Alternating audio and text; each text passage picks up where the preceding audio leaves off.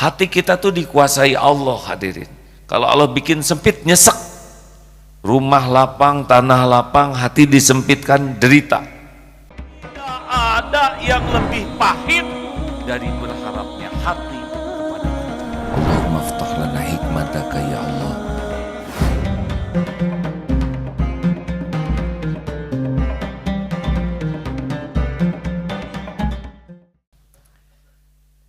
Naik mobil, kaca kotor, penuh noda. Tenang atau gelisah di dalam mobil? Bisa. Mana yang harus dilakukan? Sibuk memikirkan jalan, sibuk membersihkan kaca. Tadi tidak lihat jalan, bukan karena tidak ada jalan, tapi karena terhalang. Tapi sesudah kaca dibersihkan, hati jadi tenang, jalan pun nampak. Kurang lebih seperti itulah hidup ini. Setiap dosa itu, setiap maksiat itu bagai satu noda yang kena ke cermin hati. Semakin banyak maksiat, makin tertutup cermin hati kita. Dia pasti akan gelisah, cemas, dan tidak bisa melihat jalan yang sudah Allah siapkan. Bukan tidak ada jalan, tapi tidak terlihat. Maka penting sekali bagi kita untuk menghapus dosa. Dan di antara penghapus dosa adalah istighfar. Masya Allah. Suatu saat dari Al-Qurtubi menceritakan Imam Hasan Al-Basri. Semoga Allah merahmati beliau. Beliau tiba-tiba sangat ingin pergi ke negeri Syams. Perjalanan yang jauh. Sesampainya di sana ikut sholat, tidak dikenal beliau sebagai Imam Ahmad. Ulangi, beliau Imam Hasan Al-Basri, maaf, didatangi tamu, yang ini yang kisahnya ya, maaf tadi tertukar. Yang pertama datang meminta saran, Syekh, negeri kami kekeringan, tanah-tanah kering kerontang, tidak ada hujan, amalan apakah yang perlu kami lakukan supaya bisa subur kembali? Beliau memberikan nasihat, perbanyaklah istighfar, mohon ampun kepada Allah. Tak lama kemudian datang tamu, Syekh, saya ini kesulitan keuangan, sulit, saya miskin, melarat, adakah amalan yang bisa membuka pintu rezeki supaya rezeki saya dibuka? Perbanyak istighfar. Ulang lagi, ada lagi tamu yang lain, Syekh, saya sudah lama menikah, belum punya anak, adakah amalan supaya saya punya anak? Perbanyak istighfar. Itu Syekh, ya. Terakhir, Syekh, kebun-kebun saya rusak, panen gagal, adakah yang bisa menyuburkan semua ini? Perbanyak istighfar. Lalu dikatakan seseorang, mengapa semua persoalan jawabannya sama? Kurang lebih beliau mengatakan, itu bukan perkataan dariku, itu adalah janji Allah. Surat Nuh ayat 10. Kita simak janji Allah lewat surat Nuh ayat 10. Fadhol Ustaz. أعوذ بالله من الشيطان الرجيم فقلت استغفروا ربكم إنه كان غفارا يرسل السماء عليكم مدرارا ويمددكم بأموال وبنين ويجعل لكم جنات ويجعل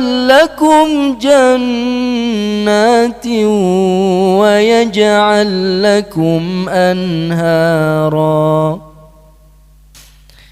Maka aku katakan kepada mereka, mohonlah ampunan kepada Allah Tuhanmu. Sungguh dialah Allah yang maha pengampun. Niscaya Allah akan turunkan hujan yang lebat dari langit kepadamu, dan Allah perbanyak harta dan anak-anakmu, dan mengadakan kebun-kebun untukmu, dan mengadakan sungai-sungai untukmu. Ada 4 nih. Faqultu astaghfiru rabbakum innahu kana ghaffara yursilis samaa 'alaikum midrara. Allah akan turunkan hujan yang lebat. Suatu saat sedang kemarau panjang di Madinah, dan Umar bin Khattab, semoga Allah meridhoi beliau, salat istisqa. Beliau tidak berdoa tapi terus memohon ampun, istighfar, dan Allah turunkan hujan karena janji Allah. Ini kemarau sekarang sudah mulai panjang. Seharusnya ajak semua memohon ampun dengan mohon ampunan yang tulus.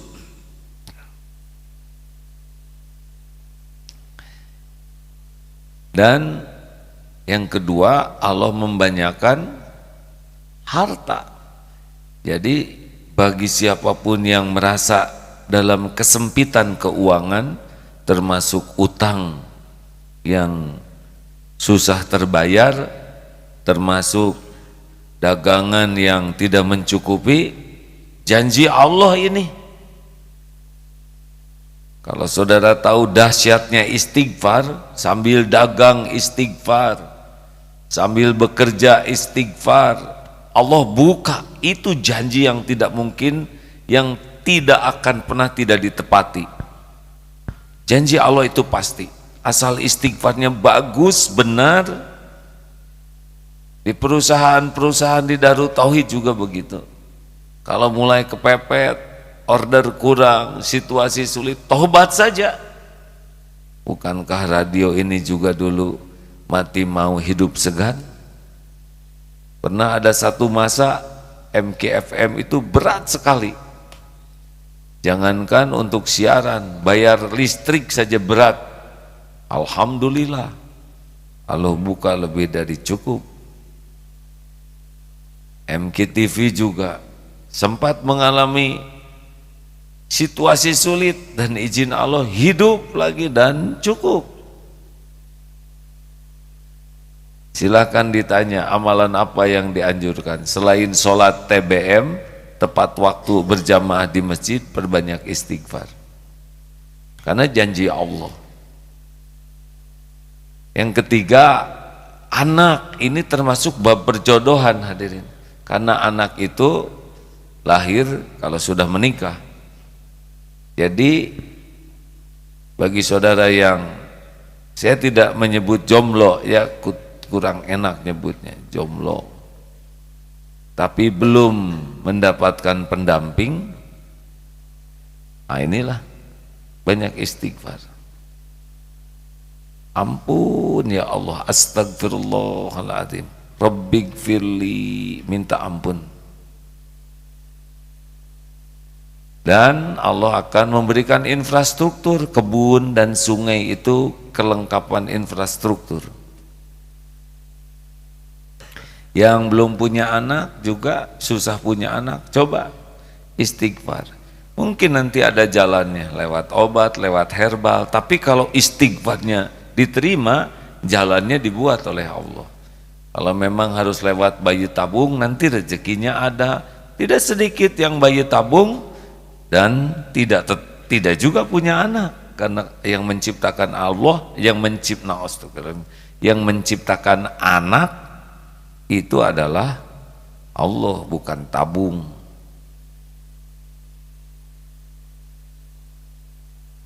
Ini saudara kelihatan semangat sekali mau istighfar, sebagian sudah mulai dari sekarang ya. Ya siapa tahu pulang pengajian ini nyangkut. Nah, apa Bapak semangat sekali? Perasaan sudah punya istri ya. Kemudian apalagi fadilah daripada istighfar? Surat Hud ayat 3. Silakan Ustaz. A'udzu billahi minasy syaithanir rajim. وأن استغفروا ربكم ثم توبوا إليه يمتعكم متاعا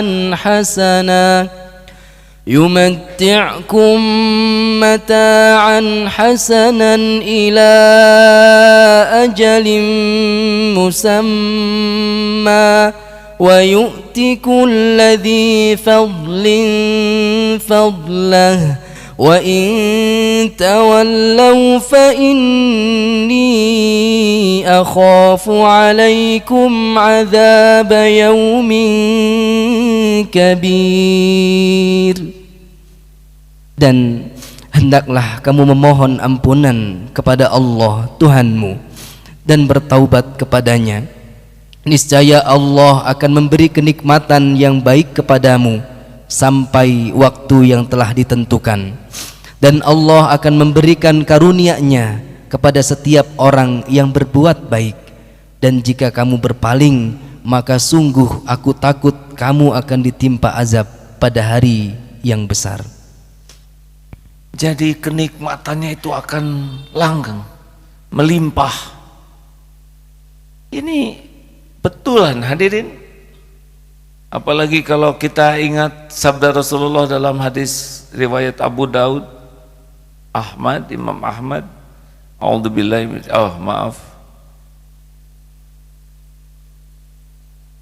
man aksarul istighfar, barang siapa yang memperbanyak istighfar, ja'alallahu lahu min kulli hammin farajan wa min kulli doikin makhrojan wa razaqahu min haitsu la yahtasib.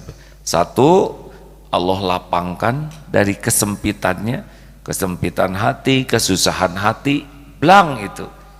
Hati kita tuh dikuasai Allah hadirin. Kalau Allah bikin sempit, nyesek. Rumah lapang, tanah lapang, hati disempitkan, derita. Tapi ada yang rumahnya sempit, hatinya dibuat lapang, enak saja. Kalau Allah mau memberikan penderitaan kepada kita karena buah dari dosa kita, hati dibikin gelisah, sempit, nyesek hadirin. Yang kedua, wa min kulli doikin makhrajan, diberikan jalan keluar dari kesulitan apapun. Allah tahu kesulitan kita karena kita juga dalam kesulitan dengan izin Allah. Nah, salah satu syariat yang bisa membuka jalan keluar adalah istighfar. Imam Ibnu Taimiyah di dalam salah satu tulisan dari keterangan yang saya baca, kalau beliau dalam kesulitan yang besar, sulit untuk memecahkan masalah, istighfar sampai 1000 kali itu, dan Allah berikan jalan keluarnya. Atau yang tadi diceritakan Imam Ahmad bin Hambal, ini diceritakan beliau berangkat ke negeri Syams, jauh dari Baghdad ke sana, sambil tidak jelas nih tujuannya, tapi jauh-jauh datang. Sampai di sebuah masjid, beliau tidak dikenali. Sesudah selesai sholat, mau tidur di masjid dilarang, karena aturan masjid memang tidak boleh tidur di sana waktu itu aturannya. Syekh, keluar, tidak boleh tidur di sini. Mau tidur di emperan juga tidak boleh. sampai didorong-dorong, padahal itu ulama besar. Kelihatan oleh tukang roti, sudah Syekh, sini saja, rumah saya di belakang toko roti. Sesudah diberi makan, dilihat oleh Imam Ahmad ini, ternyata tukang roti itu selama nyuguhin masak roti istighfar terus, astagfirullahaladzim, astagfirullah. Ditanya, saya lihat engkau istighfar, ya inilah yang saya lakukan. Setiap waktu aktivitasnya diisi dengan zikrullah, istighfar. Apa yang engkau rasakan? Hampir semua doa-doaku diijabah oleh Allah, kecuali satu. Apa yang satu yang belum diijabah? Saya sangat rindu untuk bertemu dengan ulama panutan, Syekh Imam Ahmad bin Hambal. Masya Allah, itu orangnya sudah di sana, digerakkan oleh Allah pergi ke jauh, didorong oleh DKM supaya ketemu. Jadi kalau nanti ada yang didorong oleh DKM, ada kemungkinan itu ya akan dapat jodoh. Oh, langsung nyari DKM dan minta didorong ya. Hadirin sekalian, jangan pernah ragu dengan janji Allah. Saya sudah istighfar A, tapi kok belum juga. Istighfar itu juga bisa mendatangkan kekuatan. Surat Hud ayat 52. Benarkah Ustaz? Betul. Surat Hud ayat 52. A'udzu billahi minasy syaithanir rajim. Wa ya qaumi istaghfiru rabbakum thumma tubu ilaihi. ثم توبوا إليه يرسل السماء عليكم مدرارا ويزدكم قوة إلى قوتكم ولا تتولوا مجرمين. Dan Nabi Hud berkata, wahai kaumku, mohonlah ampunan kepada Allah Tuhanmu, lalu bertaubatlah kepadanya. Niscaya Allah akan turunkan hujan yang sangat lebat. Allah akan menambahkan kekuatan di atas kekuatanmu, dan janganlah kamu berpaling menjadi orang yang berdosa. Kalau merasa lemah, baik lemah dalam lemah apapun, lemah fisik, lemah ekonomi, lemah berpikir, lemah menghafal, dan lemah-lemah lainnya, istighfar. Termasuk lemah syahwat mungkin ya. Kenapa ketawa sih Bapak? Giliran jodoh ketawa, lemah syahwat ketawa. Coba kendalikan, istighfar. Ya.